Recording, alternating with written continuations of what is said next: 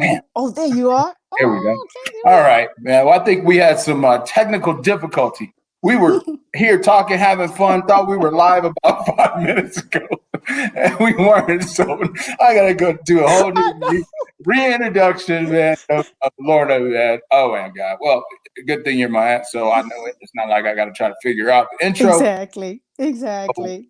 I'm going to go ahead and introduce the person who's driven me, helped push me forward, and is probably the reason where I can be where I am right now, among other people in my family, is Lorna Cavin. She is a veteran of the United States Army and also a 26-year veteran of the United States Army and a 26-year veteran of LAPD, so Los Angeles Police Department.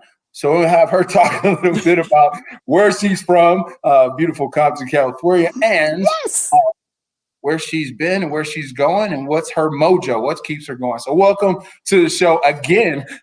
Thank you, man. I know. Now we're live. Everybody's probably like wondering, where is he at? He's supposed to be live at 10. He's late. Oh, yeah. We're punctual. Yeah, we're punctual now on our time. But right. You know what? Tell everybody about kind of your story. I mean, what got you going? I mean, from high school, what made you go to the military? What kind of drove you to the different areas of your life? What was your mojo? My mojo was always that I've never been a person that liked things that were typical or that stayed the same, static. I like things ever changing. So I would get bored quick. I think I was one of those kids you called that had ADHD, attention deficit disorder. Right. I could not stay still. And that's just how my life is. It just constantly rolls. Okay. And it still is, man. Everybody that meets you, they're like, man, your auntie, how old is she? What? No, I don't believe that. She's still going, still moving. She's like 12 or something. I know. I don't know when I'm going to slow down, but thank God I don't have to. I'm still going. That's because I have good roots. My dad told us, you get in there, you keep pushing, you keep learning. And that's exactly what I've done. Compton High. I love Compton High. It was the best high school there is. It's still going. Still going strong. Compton High. It's funny because you mentioned Papa, like where he pushed us and always had us going. And you know what the funny thing about that whole scenario that I really remember all the time, and it's not always what he said, but it was what he did. Like, it was like, well, let me think. If I'm 50 now, as a grandfather, man, he had to be like, I was 16 or something like that. Man, I can't remember how old he was, but man, I just remember waking up and he would be doing his push-ups or sit-ups. And this is an older dude and he had abs. So I was like, man, this is my grandfather and he has abs. I was so proud of him all the time. So like when I look at myself, that's what keeps me going. I'm like, man, if my grandfather could do it, there's no reason why I can sit around here with a beer gut.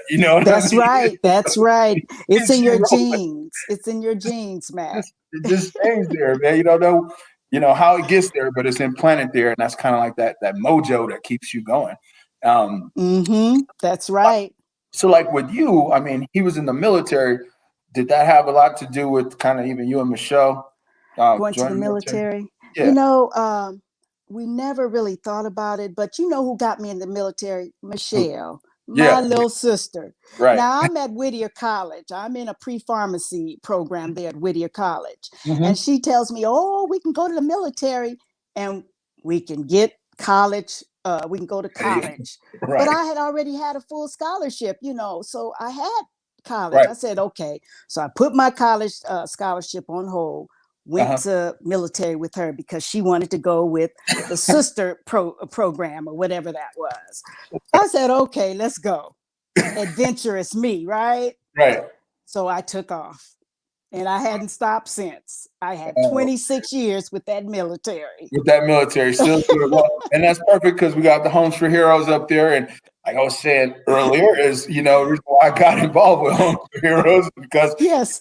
majority of my family was in military. I mean, my dad's side, all of his brothers went to the military. Then I watched my aunt and my grandfather; they had been in the military, and I wanted to actually go to the military. My mind was military minded, but Uh-huh. I also was, I was pretty blessed to be able to play football fairly well, and Yes. it was like, well, nope, you're not going to the military, and You're gonna be the pro. You're the I'm trying pro. to go Yeah. to the Get pros. that pro card. That's what we And, wanted for you. man, Uh, I still think about it. I tried to sneak down to the Marines and sign up, and my mom was like, no, no, you're not going. no, Because no, not they the were Marines. coming to the house and everything. She's like, nah, you find college and go play football somewhere. So it's just funny to look back at that. So Yes. tell us, back then, even what it was like being in the Army at that point. What You know what? motivated you to stay in for 4 years? I mean, obviously you signed up for 4 years, but there's people that still try to get Well, you know what kept me going? I'm a person, like you said, like I said, I had attention deficit disorder, and I out. don't like things to stay the same. And the military affords you to move around. Right, Every day is different. right, And that's exactly what I enjoyed. I did my basic training down in Anniston, Alabama. It's no longer there. It was right, all female basic training, right, and it was different. And right, I enjoyed the physical training. Every day was something new and moving about. right, That's what kept me in it. right. And Well, from there, I never left. it kind of that leads me to the next question is we've been in this climate in our country, where it's, I hate to get into it, but it's racial, it's political, it's all this. I mean, we're sitting here talking about it, but you kind of, you lived it. I mean, you're a female, black female, all those different things. I'm not gonna say there are things against you, but at the time, I mean, being in the military, being that, and then and then going to LAPD and having to deal with that, how is that? I mean, where it just doesn't crack you and you go, man, this is too much, You know, I'm going to tell you, living on the West Coast shelters a lot of people's ideas and wherewithal. When I got to Anniston, Alabama, when they told the black female off that you couldn't go off the post for like recreation and everything, but the white females could, I didn't quite understand what they were talking about. Right. But at the time, in 77, 78, Anniston, Alabama was one of the racist Yeah. places there was. Right. And that's why we couldn't go off the post. And I had no idea because Yeah. I hadn't lived in there. I was from California. So Right. that was new to me. Right. And when I found out and when I thought about it, I said, wow, this is what I was subject to. Right. Right. Are you kidding me? Right. Right. Definitely. It's a different world we live in, Yes, it compared to then. I is. mean, nowadays we're talking about a lot of the things that have been talked about a long time ago. Mm-hmm. But and we thought we moved forward and we've kind of moved back a little bit in some of it. Uh-oh, did I lose you? Trying to, what There you people are. trying to call us when I'm trying to talk. Oh, that's all right. That's what happens. We do a live show. You never know what's going to happen. Jesus, you don't know. With that, now you also with LAPD. How is that? Being that female officer, black female officer, trying to operate in LA with kind of like people respecting you and doing what you're telling them to do, and you still trying to protect and serve when a lot of it just people didn't have the respect for the officers. They're like, whatever, man. It was LA. It was wild. Mac, that's funny because one of the times when I arrested this guy. Now I'm 5'2.5". My partner was 6'4". My training officer at the time. And we arrested this one guy, and he was very belligerent, just acting all just terrible. And of course, me being the probationary officer, I had to do all the work. I had to do the handcuffing, the searching, the writing of the report, and everything. But at the end of the day, when I finished booking him in and cuffing him and putting him into the cell, the gentleman said to me, "You know what? Thank you very much. I was going to act, all bad. I was going to really, just rip you a new one, but you showed respect to me. And I appreciate that." Right. And from then on, I understood that just because someone does something wrong, there's still levels of respect. You treat people like you want to be treated, Right. Yeah. So I had to learn to do that because of my stature. So most women in LAPD, we use our brain more than our might. Right. But although we have our might, also, we get away more with our brains. Yeah, outsmart them. Definitely. Yeah, I work with a lot of police officers, a lot of first responders out here in Colorado. And I'm always picking their brains because right now it's so tough. Everybody, what's in the news is always negative, about our officers and things like that. And I couldn't believe at a point in time people were talking about defunding, the police departments and things like that because of a few bad apples. I mean, there's some bad apples in the bunch. We get it. And no matter what you do in my job, in real estate, there's some bad apples. I mean, in the military, in every part of society, even doctors. I mean, you got people out there doing stuff shit too. And we don't say, well, we're going to stop funding doctors. You know what I mean? So it's just like getting out there and getting a chance to talk to, a lot of the good ones. I just did a Colorado drug enforcement officers we did a golf tournament, and it was crazy that many people out there and be able to really listen to their stories, because a lot of the stories where they're having a tough time is because either the officer wasn't respectful or the person wasn't respectful. Right. And just letting people know the other side. There's another side to this story. It is. And everybody's hurting now, because of all of this. And it is, the season is awareness. This is a season where we all have to really atone for what's really happened. Just really the truth and the facts have come out. Right. So when you recognize that and you just deal with it on that level, then you can deal with each other.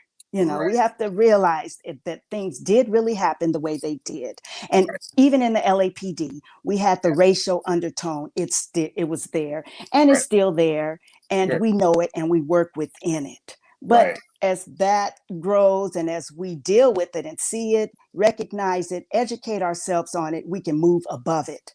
Yeah. And that's what we have to strive to continue to do. That's 100%. And if we can look at it that way, as opposed to who's right and who's wrong. Yes. At the end of the day, there may not really be a right and wrong, because it's really very gray. But as you look at it from like what you said, that was solid. It's from a learning standpoint. This is what happened. Let's not put our heads in the sand. Let's just say this is what happened. And now how do we deal with it? Don't bring me the problem, bring me the solution. That's what I tell my kids and tell my clients is like, hey, we're going to have problems along the way, but what's the solution? We can spend all our energy on the problem and nothing ever happens. But what is truly the solution to the problem? That's right. Cool. That's cool that you're bringing it from that angle. Now, I still have talked before we get off LAPD, because I've always wanted to ask this, and I get to ask you why. Yeah. You went through the whole Rodney King, the OJ stuff, and all that. I mean, what was that part like? I mean, a lot of people probably want to know from what was it like as an officer watching all that stuff going on and from the inside. It was, at times overwhelming. It was a little bit much. You're like, wow, what are we going to do? But as we band together, we handled the situation. As you say, when you all work together in a group, you can handle a situation. And we had great leaders that helped us. We band together, kept situations in the neighborhood safe. That's all you can do. Because when people uprise, they want to make a statement. You got to stand your ground. Right. We we just handled it as a team, and we stuck together and made it. It sometimes we're a little sketchy, sometimes we're a little unnerving, I should Right. say. I would go home and say, "Oh my God, glad to be home." Right. I was Right. glad to be home because you Right. want to go home. Right. Definitely. It's a war zone. Each day was a blessing to get home. But we got home and we made it, and thank God we did. Yeah, for sure. I'm glad you made it because now you're, on the other side of it, being retired. And then let's talk a little bit about that for a sec. Yes. It's like being retired, and I work, like I said, I work with a lot of veterans, and I'm trying to help more veterans get into homes. And you have been in a lot of homes. Yes, and nephew. you and you Yes. and you have totally used your benefit to the fullest, and I think you should keep using it. And I mean, talk to it's some veterans on here right now, and some veterans that are going to see this. I mean, I just don't think they really understand the benefit of home ownership and when you got the first house, how that brings you to the next one. It's kind of like that foundation of wealth, of everything that you work for. Yes, yes. How did It that was the change? best feeling, Mac. It was the Yeah, best feeling. It changed everything. When others, like my friend was saying, "What about my down payment? I can't get this." I was right. able to say, "Wow, I got my VA. I can go Yeah, in this house, no right, down payment." right, My credit, long as I had my credit score was where it should have been, I right. was able to get that house with no money down. Now, how many houses have you bought since you left the military? Do you know, Mac? Well, now look, within the last year, I've purchased three homes in That's 1 year. Yeah, that's I've great. leapfrogged one to the other in 3 years, in 1 year, three I love homes. I love getting those calls from you. I know, huh? I do, but Like, what should I do here? Okay, go do it. Go get that. Take that. and it's always like I'm moving from one state to the next state to the next state. I'm I telling just that's that gypsy, that's that you. military in me. I gotta go. that's, Ah, that's cool. There's nothing wrong with that. But it's like I talk to a lot of veterans, and I don't know why they're scared to do it. And I'm going, mm, you're scared to buy something and call it your own and start building your foundation of wealth, giving your family something they can call home. But you rather keep paying rent to somebody else. They're like, well, what if I want to move? You're a prime example. What if you want to move? mm-hmm, Cool, mm-hmm. sell it. Yeah, you sell it. That's And move. right. And You you might sell make it. some money from it if you sell it. Exactly, exactly. And you know what? Every time I look at it, rent is just about as much as my mortgage or Mhm. more. So Right, why rent when I can right, own, and I'm building equity in my own house? It's giving back to myself. right. All over and over and over again. Mm-hmm. Mm-hmm. I love that. And with Homes for Heroes, and I'm gonna give it a shameless plug because it's great. And this is what a lot of folks don't even know about it is, you get to work with a Homes for Heroes agent at the end of at your closing. So say if you're a veteran and get to do zero down, then when you close for every $100,000, I believe $100,000 of purchase, I believe you get $700. So Mm-hmm. you close, and all you had to do is pay your closing costs, and maybe that was only $5,000. Then you get a check for say $2,500. So now you got into the house for $2,500. I mean, Yes. Mm-hmm. I don't know how much more I can say. That I'm not. is that's the best. I wish a lot of vets would just come on out and just give it a try. You Right, know, right, you'd help them. I'm sure that there's means to help them if they have problems with their credit scores or yeah, whatever. There's ways to right, fix that or build yep, it back up or do whatever they need to do to get into a home. It's yeah, easy for a vet. And now that I know with they just have a new law. Their Title 32 or something like that. mhm, National Guard and yeah, reservists, they're being e- able to get homes now. Look at exactly. that. Yep, all kinds of stuff that's just jumping out there Yes. to be able to help, and that's really cool. Uh, Yes. Now, see, and with Homes for Heroes, it's not just for veterans; it's for all first responders. So you kind of have double Oh. hit on that, because you got if you're a firefighter, you're a police officer, your Mm-hmm. teacher, or you're nurse, all those things with coupled with some of the down payment assistance programs. I Mm-hmm. mean, it just had I just had a guy, officer, a friend of mine, and fraternity brother get in for technically ended up being like probably $2,500. Oh, really? That's just to get into the deal. So, I mean, it's out there. It But is. I hope everyone listens to this and they go on and get. This is the time. Just go on and get something. yeah, They need especially with to all these call you. tax refund checks and all this stuff. Stop spending it on wheels and tires and cars, man. Oh, Those are please. depreciating assets. Exactly. Exactly. It kills me. I go into some, because we do have a lot of military still in the family.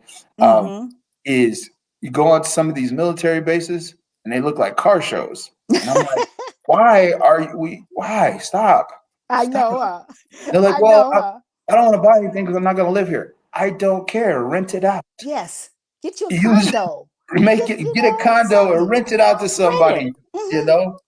So anyway, I'm gonna get off that one for a while. We're gonna talk about you and the next stage of life for you when you got into bodybuilding. That was when did you do that? When did you start? Because I think you started in the senior class, right, or something like that.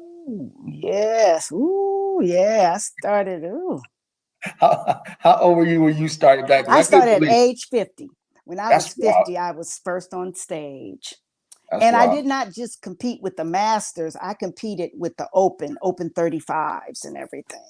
That's wild. I think the picture that I posted for this, it was amazing, because I remember I used to show that off to all my friends, because I was always training in bodybuilding, and they were like, oh, that's your aunt. And I was like, yeah, she's like 50. They're like, well, she's what? I'm like, yeah, she's competing and she's strict. But everything you've done, you seem to, go all in. So, I mean, mindset wise, what'd you do because people have a tough time with discipline. No matter what it is, whether it's discipline on saving money, discipline on getting up, working out, discipline on saying their prayers or doing their meditation. People could do it for 1 or 2 days when they're motivated, like they come off of watching maybe the Mojo or something like that, and they're motivated and they do it. But in order to be really good at something, you got to be disciplined. So, I mean, what did you do to keep discipline?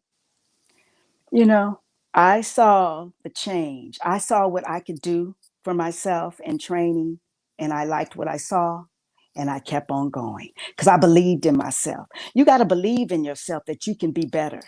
Right. See? And that's what kept me going. You can do it. Anybody can transform their body and be the best they can be. We all can. At any age. So it's really, you had to transform the mind. Yes, first. That's number one, the mind. Always the mind. So once that happens in anything you set your head to do, you can go get it. You can go get it. And you can go get it. Yeah, that's still a tough transformation, especially at 50. Everybody at 50 thinks that they're retired and they're sitting on the couch somewhere. You were out there working out at Gold's Gym in Venice Beach. That's bodybuilding mecca. Most people just be intimidated to walk in there. You know what I mean? Oh, I loved it. I loved walking in there and seeing all those bodies, everybody looking good, physically fit, just feeling it. It was the best. I bet. I mean, that's it's like a stock, a stockbroker going into the stock market, seeing that money and your thing, ching, ching, ching, ching. It was all of that. It was all of that. It's funny. I get a chance every now and then to go work out at one of the bodybuilding gyms out here in Colorado called Armbrust. And Phil Heath is one of the owners. Oh, he's there. Okay. He's Mr. America, whatever. But yes, Olympia. You walk, Mr. Olympia. You walk in there and you see all those guys, and it's definitely motivating. Intimidating, motivating, all those things at the same time. But you can be like him if you're dedicated to do so. And it's dedication. That's a full-time job. It is. That was his job. Right. He totally transformed himself. I mean, he went to the University of Denver out here, and he was a basketball player. And you look at those pictures, he totally transformed himself, in the mental and physical state of a transformation. A lot of people don't know this too, is like, through all these things we talked about, you've done, and I even put it up there, like she's done it all. I mean, you were pre-pharmacy. I mean, you got into Yes. that. I mean, and it was just like, it's almost like whatever you wanted to do, you could do it. You know, that's incredible. And people need to hear more stories like that, because there's too many people that go, you know what, I can't do it because I'm 50, or I can't do it Yeah. because I'm short. Yeah, no, never give up. Never give up on yourself. You're never too old. You know, you see people still graduating from the university, still getting degrees, still getting their PhDs and doctorates and things, you know, and transforming their bodies and doing things. Never give up. If it's something you want, go get it. If you want this house that Matt can put you in, go get it. That's what you need to do. That's what I'm trying to say. You need to do that. Now's the time. Hey, That's what you need to do. I'm appreciating that right now, because, you know, last week we had our SVP on, our senior vice president or sales vice. I can't remember how he put it, but vice president of sales. You know, he was on and he was talking, and it was the same thing. It's just everybody's a little bit intimidated about what's going on in the world in general, and they don't know what to do.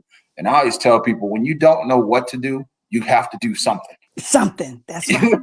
You have to do something, because, you know, it's like water. This is a little bit off base, but it's there. If you take this in and you really start to grab hold of it, it's like, if we ourselves, our human bodies are, I think, almost 70% water. Oh, 90. We're a whole lot. Yeah, No, we're a lot of water. 70. We're a ton of water, right?